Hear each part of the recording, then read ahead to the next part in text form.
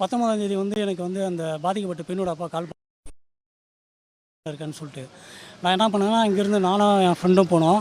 போகிறப்போ பார்த்தீங்கன்னா, அங்கே வந்து அந்த சுப்ரீம் மருத்துவமனையில் இருக்குது, படூர் சுப்ரீம் ஸ்பெஷலிஸ்ட் மருத்துவமனையில் நம்ம அந்த பாப்பாவுக்கு என்னென்னா கருக்கலைப்பு பண்ணியிருக்காங்க.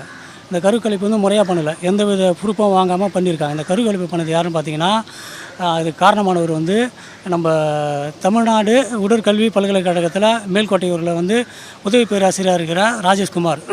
இவர் என்னென்னா, இது மாதிரி வந்து ஒரு 10 வருஷமாக நிறைய இந்த மாதிரி பாலியல் குற்றங்கள்லாம் நிறைய இருக்குது, ஆனால் வெளியே இஷ்யூ ஆகலை. இதை வந்து இதில் படிக்கிற பசங்களை வந்து உங்களுக்கு நான் ஃப்யூச்சரில் நான் வந்து உங்களுக்கு சப்போர்ட் பண்ணால் தான் நீங்கள் வந்து முடிச்சுட்டு போக முடியும் சொல்லி அது மாதிரி நீங்கள் பண்ணால் எனக்கு வந்து நீங்கள் நான் என் ஆசைக்கு இணங்கணும்னு சொல்லி இது மாதிரி நிறைய விஷயம் பண்ணியிருக்காரு. அந்த பண்ணியதில் வந்து பாதி விஷயம் வெளியே வரல. ஆனால் இந்த பாப்பாவுக்கு வந்து என்னென்னா கன்சீவ் ஆகிட்டாங்க. இது வந்து இவருக்கு ஆல்ரெடி மேரேஜ் ஆகிடுச்சு, அதையும் மறைச்சிட்டாரு. இப்போ இந்த விஷயம் வெளியே தெரிஞ்சால் பிரச்சனை ஆகுறதுனால நம்ம படூரில் இருக்க சுப்ரீம் ஸ்பெஷலிஸ்ட் மருத்துவமனைக்கு கூட்டு வந்திருக்காரு. கூட்டிகிட்டு வந்து இது வந்து நாங்கள் கட்டி போகிற பொண்ணு இது மாதிரி அடிச்சு அபாசன் பண்ணணும்னு சொல்லியிருக்காங்க.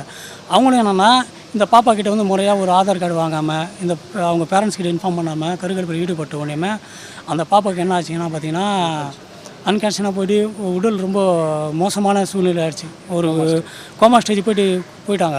இதை வந்து இந்த நியூஸ் தெரிஞ்சதும் அவங்க என்ன பண்ணுறாங்க, பேரண்ட்ஸுக்கு ஃபோன் அடிச்சிருக்காங்க.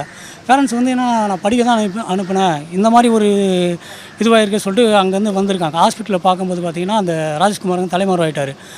ஹாஸ்பிட்டல் நிர்வாகம் என்ன சொல்லியிருக்காங்கன்னா, நாங்கள் சிகிச்சை பண்ண முடியல, நீங்கள் மேல் சிகிச்சைக்கு எங்கன்னா கூட்டிகிட்டு போய்ட்டுன்றாங்க. அது வந்து பேரண்ட்ஸ் எழுத படிக்க தெரியாத அவங்க தெரியல. அவங்க சைட்டாக ஜிஹெச் கூட்டிகிட்டு வந்தாங்க. ஜிஹெச்சில் என்ன பண்ணாங்க, ட்ரீட்மெண்ட் பண்ணாங்க. ஆனால் முடிஞ்ச அளவுக்கு ட்ரை பண்ணாங்க, முடியல. இன்றைக்கி அந்த பாப்பா இறந்துட்டாங்க.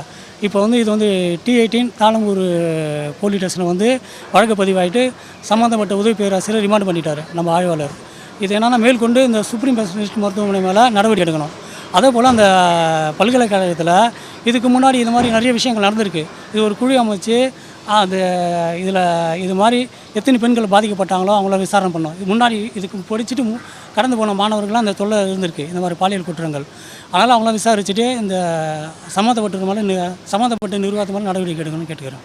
இந்த பேரண்ட்ஸுடைய மனநிலைமை எப்படி இருக்கு? அவங்க வந்து எழுத படிக்க தெரியல. ஏன்னா நம்ம ஒரு முதல் பட்டதாரி அந்த பொண்ணு படிச்சுட்டு நம்ம குடும்பம் நல்லா இருக்க போதுன்னு நினச்சி தான் அனுப்புனாங்க.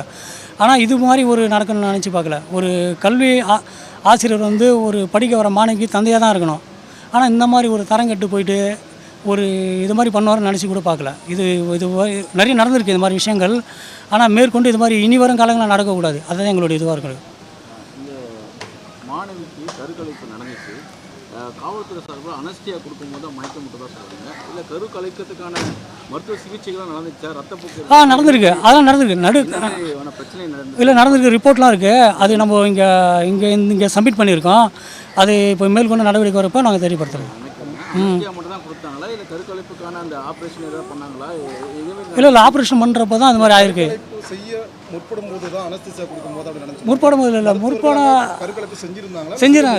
செய்யறதால தான் அது மாதிரி ஆயிருக்கு. எனக்கு அனஸ்டியா கொடுக்குறப்பெல்லாம் ஓரளவு இருக்கும். இது ரொம்ப ஹெவியாக போகிறதால தான் அது மாதிரி ஆகிருக்கு. வேறு மருத்துவமனையிலேருந்து என்னென்னா, இங்கே என்னென்னா நாங்கள் முடிஞ்ச அளவுக்கு இப்போது காப்பாற்றுறோம், ட்ரை பண்ணுறோம். ஏன்னா இங்கே வந்து நாங்கள் பார்க்கும்போது வந்து சுயநல இருந்தால் கோமா ஸ்டேஜில் தான் இருந்தாங்க.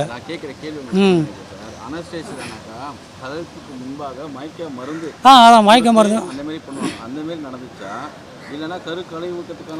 நாங்கள் விசாரணை பண்ணுற வரைக்கும் மயக்க மருந்து கொடுத்து அந்த ட்ரீட்மெண்ட்டில் ஈடுபடும் போது தான் அது ஒரு ஆகிருக்கு.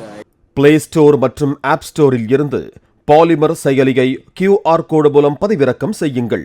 செய்திகளை உடனுக்குடன் பெறுங்கள்.